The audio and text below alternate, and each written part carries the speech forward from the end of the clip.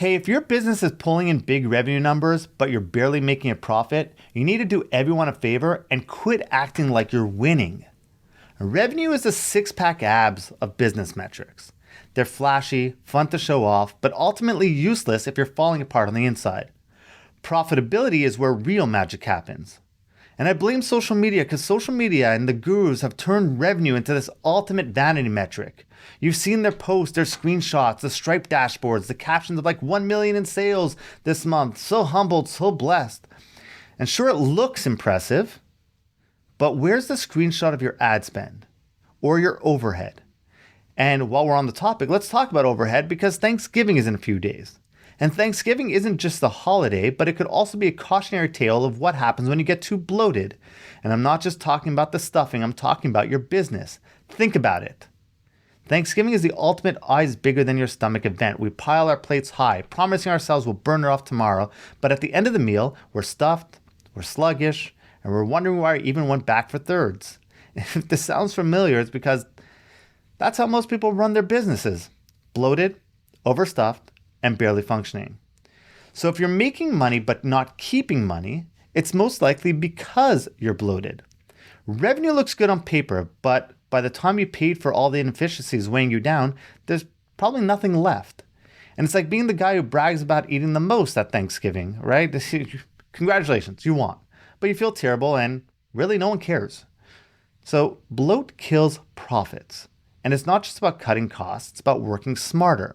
The right systems, the right automation, the right people, but the right people in the right roles. And that's what I teach inside Amplify because a business that's lean, that's focused, that's optimized, well, it doesn't just survive. Those are the ones that thrive.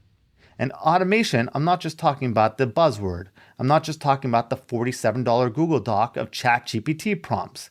When done right, it's the secret sauce that will let you do more with less. The right systems aren't just convenient. They're the difference between scaling with ease or breaking under pressure. And also having a team. Having a team isn't about numbers. Everyone wants this big team. But it's about having the right people doing the right things. And for that, you don't need an army. You need a few highly skilled people who can execute. Most people should be paying attention to that. You just need some hired guns. And that's how I teach our clients how to build. Because at the end of the day, revenue doesn't mean anything if you went broke getting it. Profitability is the quiet achiever of business metrics. It doesn't shout and it doesn't need to. Profitability is like that guy at the party who's quietly buying all the drinks for everyone because, well, they're the only one with the actual money inside the bank. They're not pretenders, they're not fakers. And while revenue might be loud and it might be sexy, profit is what keeps the lights on. But revenue also doesn't mean everything, and it doesn't mean anything if you gave up everything to get it. If you're chasing numbers like a hamster on a wheel, but at what cost? If your business is making millions but you're miserable, are you even really that successful or are you just a really stressed out, anxious hamster, but with a nicer wheel?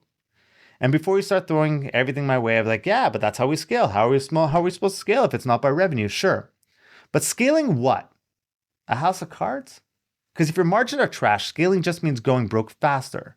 Bigger numbers don't fix broken systems. And you can't duct tape profitability together with more sales.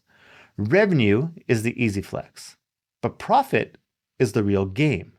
And if you're not paying attention to your margins, your cash flow, your quality of life, then you're not running a business. You're running yourself into the ground, you just don't know it yet. So stop chasing vanity metrics and start chasing what really matters. If you're feeling bloated in your business, it's time to do what every smart entrepreneur does. And it's the same thing people do after Thanksgiving. They clean house. They trim the fat, simplify. And it's not about starving, right, your business. I don't believe you can save your way to wealth, but it's about giving it what it needs to actually thrive, what it actually needs, the things that it actually needs. Businesses that stay bloated, eventually they collapse under their own weight.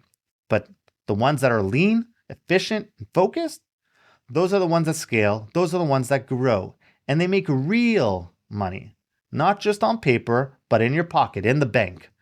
So don't keep running a business that looks good in a revenue screenshot, but feels terrible behind the scenes. You deserve a business that actually works for you and not against you. And if you need help with that, message me. Let us see how we can actually help you do that. Because at the end of the day, it's not about how much you put on your plate, but part of it is about how well you actually enjoy what you're serving. And on that note, happy Thanksgiving, everybody.